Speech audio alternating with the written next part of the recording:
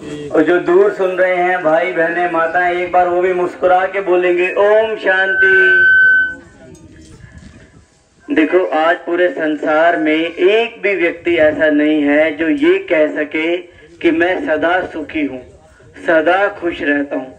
चाहे वो नेता हो, अभिनेता हो, चाहे वो कलाकार हो, डॉक्टर हो, इंजीनियर हो, पूरी सृष्टि पर आप देखोगे चाहे गाड़ी, बंगला, पैसा सब कुछ है, फिर भी आप देखेंगे आज संबंधों में प्यार खत्म होता जा रहा है, खुशी खत्म होती जा रही है। इंसान की दुख दर्द बीमारियां इतनी बढ़ती जा रही है, इतनी बढ़ती जा रही है कि जैसा मनुष्य जीवन होना चाहिए वैसा मनुष्य जीवन आज सबका नहीं है।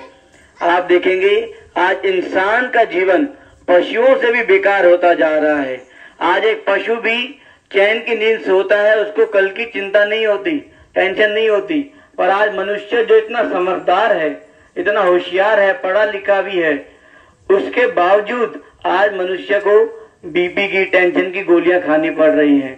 तो आज वर्तमान समय में जब पूरे संसार की हालत हो जाती है, सभी मनुष्य दुखी हो जाते हैं, परेशान हो जाते हैं। इस पर एक कहानी भी मैं सुनाता हूँ आपको, छोटी सी। एक बार एक राजा होता है, वो सवेरे सवेरे ना नदी के किनारे सैर कर रहा होता है। उसके साथ उसके कुछ मंत्री होते हैं, सेनापति भी साथ होते हैं और कुछ सैनिक भी साथ होते हैं। वो टहल रहा होता है, पर अचानक वो थोड़ी देर बाद रुक जाता है, क्योंकि नदी के उस पार कुछ और सैनिक उसके बच्चे को नहला रहे थे। तो राजा वहीं रुक गया और बड़े प्यार से देखता है कि हाँ, मेरे बच्चे को नहलाया जा रहा है।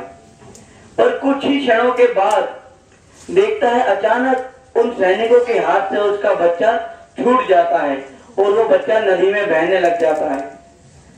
जैसे ही राजा देखता है कि वो बच्चा नदी में बह रहा है, राजा तुरंत भाग के जाता है और नदी में कूद जाता है। राजा जो है बिना सोचे समझे कूद जाता है।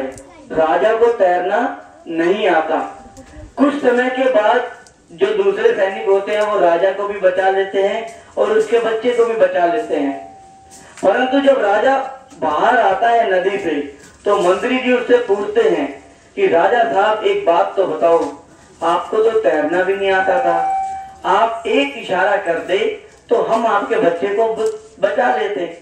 तो पता है राजा ने क्या कहा कि मंत्री, वो मेरा बेटा है और मेरे सीने में एक पिता का हृदय है, दिल है।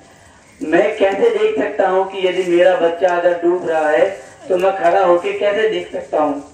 तो उसी प्रकार भगवान के सीने में भी दिल है। वो भी देखता है कि जब मेरे बच्चे पूरे संसार में दुखी हैं, तड़प रहे हैं, परेशान हैं, तो क्या वो ऊपर बैठ करके तमाशा देख रहा होगा? हम आस लगाए बैठे हैं कि ऊपर वाले के घर में देर है पर अंधेर नहीं है। जब भी किसी का कुछ बिगड़ जाता है तो क्या कहते हैं, धीरे धीरे ऊपर वाला देख रहा है।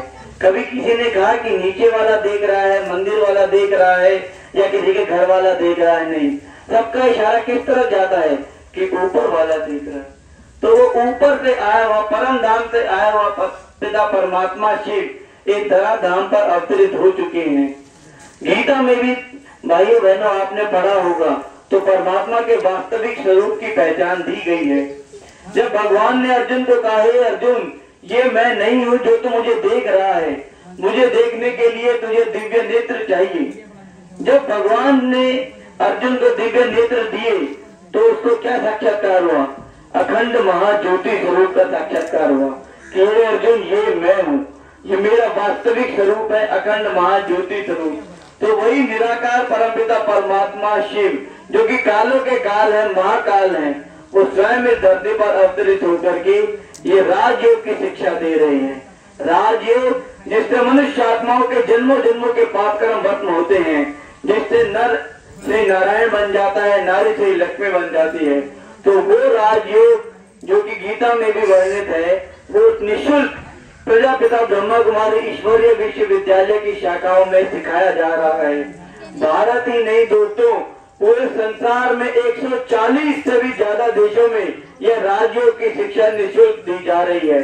आज बड़े बड़े विद्वान, डॉक्टर, इंजीनियर, साइंटिस्ट, नेतागण सभी राजयोग को सीख करके अपने घर में सुख और शांति समृद्धि ला रहे हैं। आज लाखों परिवार ब्रह्म कुमारी संस्था से जुड़ करके उस परमात्मा के सत्य स्वरूप का दीदार करते हैं, उसके साथ बात करते हैं, खेलते हैं, खाते हैं, पीते हैं, उससे बात करते हैं। तो आप सब भी सादर आमंत्रित है प्रजापिता ब्रह्म कुमारी ईश्वरीय विश्वविद्यालय में, जिसकी एक शाखा आपके नजदीकी राजनगर में भी है। तो आप सभी वहां आए, अपने पिता के घर में आए और उनसे 21 जन्मों का स्वर्ग का वर्षा प्राप्त करें। इन्हीं शब्दों के साथ शुक्रिया। ओम शांति।